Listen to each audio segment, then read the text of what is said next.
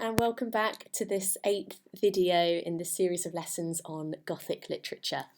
So today we are going back towards vampire fiction and continuing our work on context, as well as a specific look on the extract from Carmilla.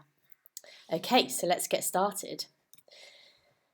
So let's just remind ourselves of the learning objective and success criteria for this week. So we're going to consider the history and the conventions of vampire fiction, evaluate what we already know and understand about vampire fiction, we've already done that, assess our understanding against prominent textual examples, and to think creatively about themes and characterization. Okay, so just to refresh your memory about Gothic context, 1816 is known as the year without a summer. It was unseasonably dark and wet across Europe. Lord Byron, a man described as mad, bad and dangerous to know, hosted a gathering of writers and poets at the Villa Diodati beside Lake Geneva.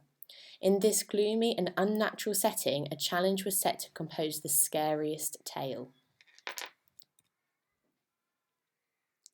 In this eerie atmosphere, John William Polidori produced The Vampire, a short story which was the first to turn folklore into vampire fiction.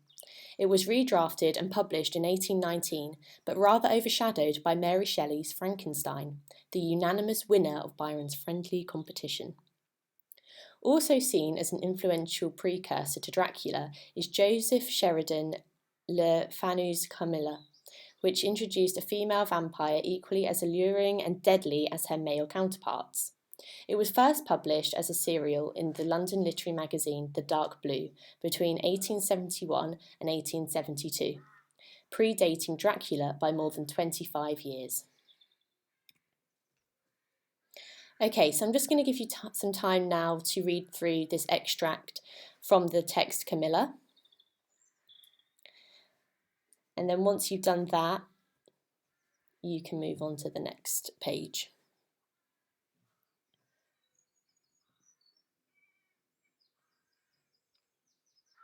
All right then.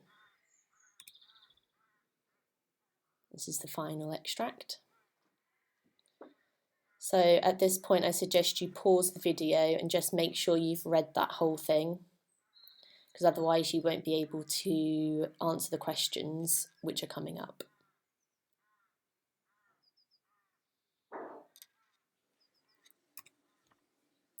All right then. So I would now like you to answer the following comprehensive questions, writing in full sentences and using evidence from the text to support your ideas. So there's 5 questions here. 1, what effect does Laura's dream have upon her? Number 2, how would you describe the character of Laura? 3, what do you think is the most unnerving aspect of Camilla's dream and why? 4, is there any indication in this extract that Carmilla poses a threat to Laura? And 5, what comparisons can be drawn with Dracula or any other vampire fiction that you are familiar with? As an extension, again, it's the same one as yesterday. Make a note of all of the antiquated or old-fashioned 19th century words and phrases you are unfamiliar with,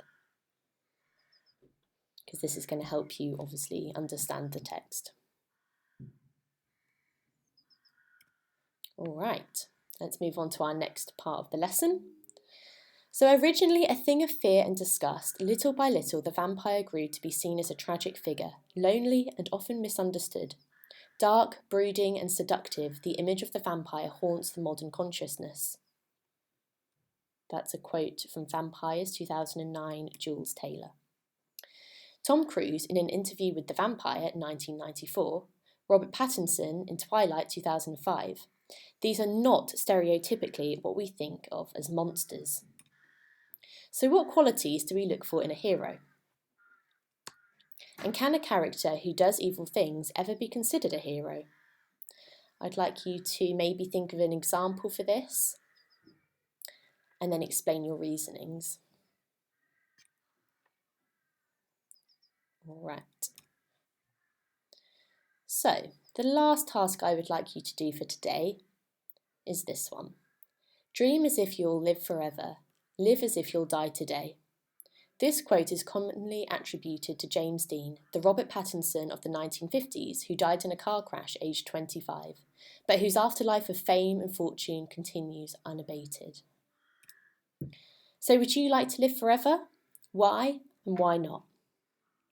Thank you so much for listening today, Year 7. I'm sure you'll smash this lesson and try your best.